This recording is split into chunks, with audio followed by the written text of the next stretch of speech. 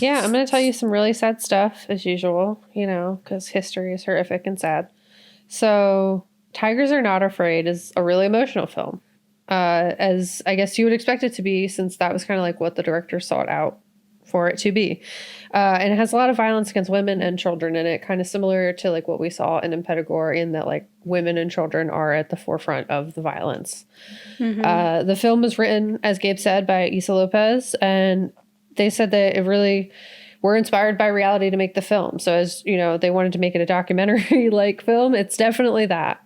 And I read an article in NPR called "In Tigers Are Afraid: A Dark Fantasy Amid Mexico's Drug War." And the director explains some of what inspired the film, obviously reality, as we said, but there's a universal fascination with the figure of a drug lord and with cartels, and a certain type of romance even, which is terrible, that has emerged from it, she says. But nobody is talking about the children left to their own devices because their parents have been taken. Their parents were displaced or sometimes killed. Nobody is addressing this as the proper war it is, and it felt as it was needed, that the story of someone needed to do it. So like this story needed to be told, so there's like, I'm gonna do it because no one else is. So and you know, I did some research on the reality that Issa's talking about. So the information I found was really heartbreaking. The brutality against women and children in the film is based on very real things that are extremely horrific. So I read an article from The Guardian called "Mexico's Murders, Women Rise Sharply as Drug War Intensifies." A report from Mexico's Interior Department states that the annual femicide, which is the first time I've ever heard that used, which is the murder of females, essentially, rate in 2016 was 4.4 per 100,000 women. The report goes on to state that of the 52,210 killings of women recorded over the 32-year period, a third of that number took place from 2010 to 2017. The article states that the rise in killings of women coincide with Mexico's militarized offensive against drug cartels, which is launched in late 2006 by then-President Felipe Calderon. But the highest violence rates and femicide rates take place in areas with high crime and drug cartel presence. Many of these murders taking place after kidnappings and done outside of the home. So essentially, not so much like domestic in-home violence, but literally women being taken from their cars, public places, and being like kidnapped or murdered.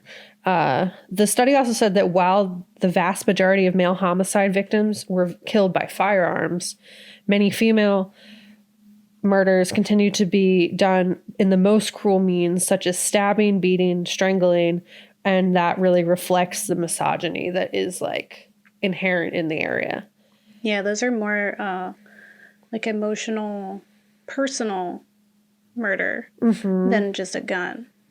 Yeah, and it extends both like just through all outright murder to also like sexual assaults, also to trafficking, like sex trafficking, and a lot of women have just gone missing.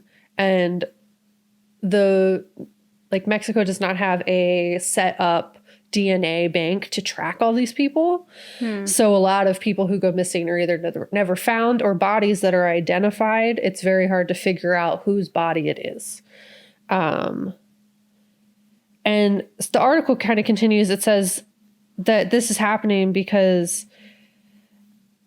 there's just been this cultural pattern in devaluing women and considering them disposable, allowing for a social permissiveness in the face of violence and ultimate expression, femicide. So like that these women are being murdered in such a way that it's showing that culturally they are not being valued as human beings, because they're being like killed in ways that are very grotesque or cruel. The horror of this continues with the disappearance of girls and women across Mexico. In an article, Mexico's Missing Girl Canal, there's a focus on Edomex, which is claimed to be a powerhouse of Mexico City's modernization.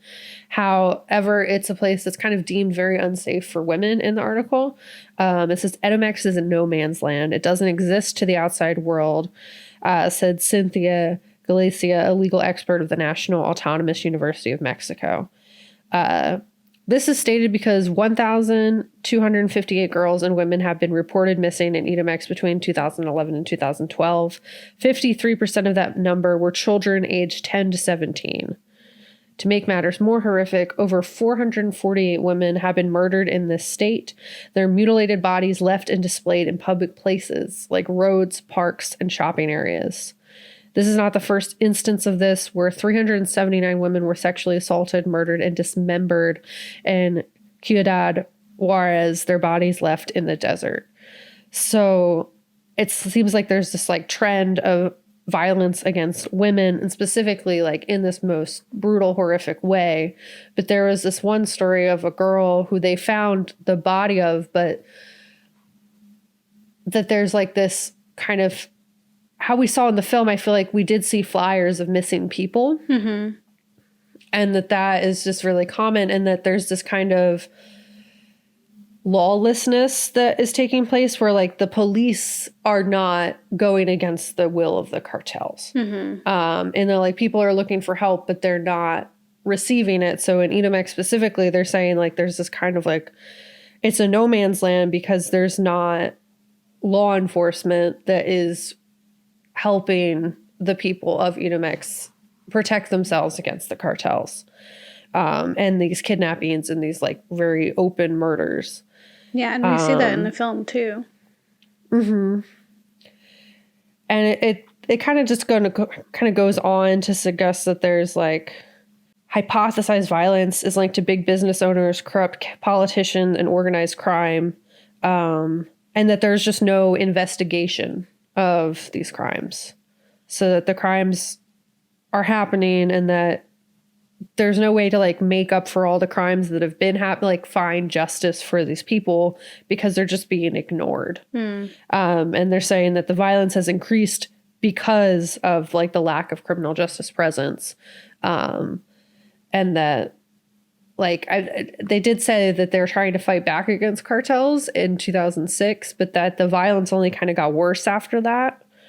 And there was a lot more information about it that I recommend people checking out, but it was really heartbreaking. I guess the sheer number, similar to how we saw in last week's episode, where we were just like, it was thousands of people who are either missing, murdered, and done so in just like really awful ways. Yeah. It kind of reminds me of La Llorona, right? Like where they had all the missing people posters and how it was just like people just disappearing with no way to find out what happened to them. And just like that terror that just is there. And the need to escape. Because like it also makes you think, you know, of all the folks who are trying to immigrate to America. And it's like you watch this film and you can understand why. Like you get a first-hand glimpse. It's like, why wouldn't you want that child to come here and to have like a better future? Why not have people leave these ghost towns where they could go missing and instead come here? And honestly, you think about the fact that there are people who come here with their parents. Got like in this scenario, it's a lot of kids being left, being their parents have been murdered or kidnapped, and they're left to their own devices. You have parents and their kids who are actually together, but then at the U.S. border get separated. And then we just lose them. We just lose those kids. Yeah. And if you think of like how even more devastating it is that is like ICE exists, how horrific that the fact that like they're together when they get here, but then despite the fact that America's just crappy and awful, and then they still get separated by the fact that they managed to stay together to this point. Like that's just even more upsetting. Yeah, well, it's like also thinking about all those people who are just like, oh, they're endangering their kids by coming here. It's like, watch this film. Like they were already in danger. Like this is the only option, and it's not danger. Like if you just let them in, like if you just support people, and like no human is an alien. Like no human is illegal. That's not how that works. So if we humans just made it safe, like they used to just travel. They used to just travel across the planet. There were no like states. We were nomadic. Like no one like this earth does not belong to anybody. Yeah. Yeah, just Dumb. it should be safe, and then we, could potentially not have stories like this. And it really is sad that how it has infiltrated so much, like that. It's a lawless land. Yeah. And it's just really, it outlines that it's really gender specific, that they're like gender hate crimes, essentially. And if women aren't being trafficked into prostitution, that they're basically being murdered in just like really gruesome ways. And I remember in the film, they were calling the the main child, Estrella. They kept like, when they were chasing her, they were like, "Come here, you slut," like stuff like that. It's like, she is 11 years old, maybe. And like, what? Like, it was just like very much evident that like there was this hatred of women. Yeah. In that, like, they extended to girls, like children. And it was like really sad. And and you can see it evident in like what was happening during this period, and likely still is.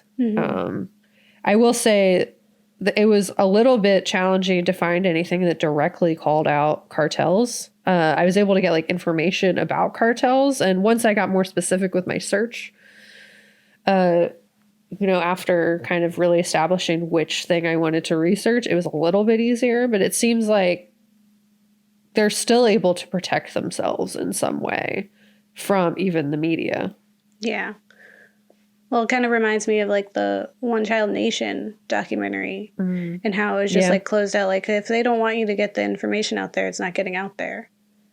Yeah. Which is another reason why this film is so important. Because it's like, like I was aware that there's cartels and that there's danger in Mexico, but still, as an American, being ignorant to the specifics of that and what that is and how it affects people. So this film really like was eye-opening, and to hear like that it's not that far from the truth, that it like there's fantastical elements, but the rest of it is pretty true to life, is really jarring, and kind of opens your eyes to a different world that we're kind of consciously ignoring. Yeah. But yeah, it's really sad. There are groups that are fighting against it. There are people who are trying to like bring light to it. Obviously, the existence of this film is doing that. But obviously there's like a lot of ways to go. So we kind of just have to keep hoping that more and more people see films like this, and that people like care, and that America gets their act together in terms of ICE, like just dismantle ICE, like get rid of it. It's not helping anyone. If anything, it's actively hurting human life, that needs to be like, if anything, have already gone through a lot and needs support and protection. Yeah, those are human beings. Yeah. Hashtag abolish ICE. Definitely believe in that. And definitely check our show notes in our blog for links to more information. And we also include ways to help, or resources if you want to help contribute to make a change and support the causes that are out there. So if you check our show notes, we will have some links there. Yeah. But definitely do your own research. Obviously, I'm not an expert. I do claim to be a historian. But recommend people do their own look into this stuff, because it was a lot, and it's not enough. I cannot cover the depth of a history of a culture in like 15-20 minutes. So highly recommend doing, your own research and finding information yourself. But this is like a little dip toe into what's going on.